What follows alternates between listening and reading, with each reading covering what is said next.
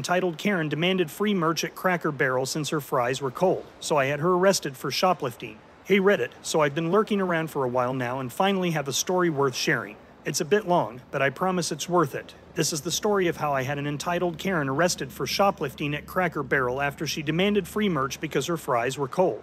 A little background, I work at a Cracker Barrel in a small town in the South. We get our fair share of entitled customers, but this Karen was next level. I've been working at this location for a few years now, and I've seen all kinds of crazy stuff, but nothing compares to what happened with this Karen.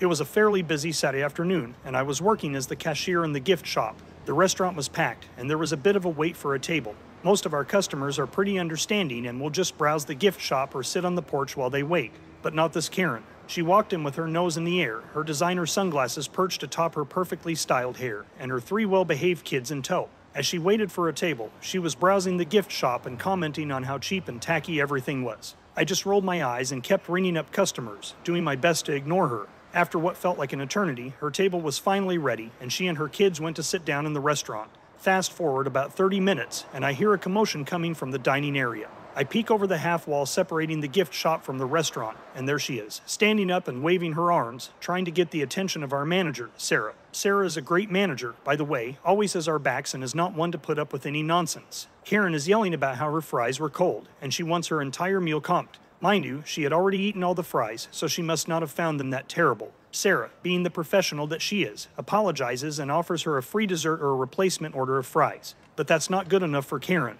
She starts going off about how the service is terrible and the food is awful, and she demands that we make it right by either covering her meal or by giving her some free merchandise from the gift shop. Sarah and I exchange a glance, and Sarah calmly tells her that while she's sorry she didn't enjoy her meal, we can't just give away merchandise to make up for it. This is when Karen loses it. She starts screaming and cussing, accusing us of being the worst restaurant she's ever been to, and how she's going to leave us terrible reviews on every platform she can find. She then marches over to the gift shop, grabs a bunch of stuff from the shelves, and tells us that she's taking it as compensation for her bad experience. At this point, Sarah's had enough. She tells Karen that if she tries to leave with the merchandise without paying for it, she'll have to call the police. Karen smirks and says something like, "Go ahead, I'm sure they'll understand once I tell them how awful this place is." Sarah doesn't hesitate. She picks up the phone and dials 911, explaining the situation to the dispatcher while Karen huffs and puffs, her arms full of merchandise. Instead of waiting around to see what happens, Karen decides to make a run for it. She storms out of the store, her kids trailing behind her, looking absolutely mortified. We all watch through the windows as she loads her loot into her fancy SUV and starts to pull out of the parking lot. Now, we're a small town, so it doesn't take long for the police to show up. They pull in just as Karen is about to drive away, and they quickly block her exit.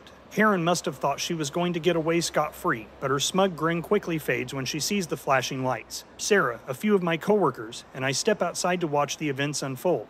We're all trying to contain our excitement, because honestly, who doesn't love seeing a Karen get what she deserves? The police officers approach Karen's car, and she starts to panic. She rolls down her window and immediately launches into a tirade about how we're trying to rip her off, and she shouldn't have to pay for cold fries or subpar service. The officers, clearly not interested in her theatrics, ask her to step out of the car. As they're talking to Karen, one of the officers comes over to speak with Sarah. Sarah explains the situation, and he nods, clearly understanding that Karen is just trying to get away with theft. He then goes back to Karen and tells her that she's going to be arrested for shoplifting. Karen, of course, does not go quietly. She starts screaming about how she's going to sue us, the police, the entire town, and probably anyone else she can think of. The officers handcuff her, and as they're walking her to the patrol car, she shouts back at us, "You'll regret this. I'll have all of your jobs." At this point, we can't help but laugh. We're all standing there, watching her get put in the back of the patrol car, and it just feels so satisfying. It's like every retail worker's dream come true. Once the police have left with Karen in tow, we head back inside to clean up the mess she left behind.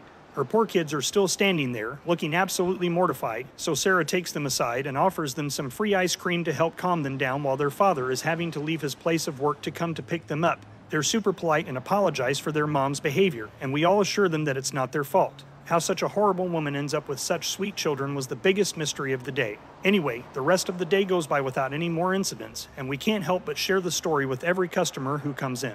Word spreads quickly in a small town, and soon everyone's talking about the Karen who got arrested at Cracker Barrel. A few days later, we find out that Karen has been charged with shoplifting and was ordered to pay a fine, do community service, and attend an anger management class. We couldn't help but feel a little victorious, knowing that we had managed to put an entitled Karen in her place. So that's the story of how I had an entitled Karen arrested for shoplifting at Cracker Barrel because she demanded free merch for her cold fries. It's definitely one for the books, and it's a story I'll be telling for years to come. I hope you all enjoyed it as much as I did. And remember, sometimes standing up to a Karen can have a very satisfying outcome. Mercy, those poor children. What do you think about all of this? How would you have reacted to her demands? Let us know in the comments section below. When you subscribe, be sure to click the notification bell. Click here for more Tangled threads.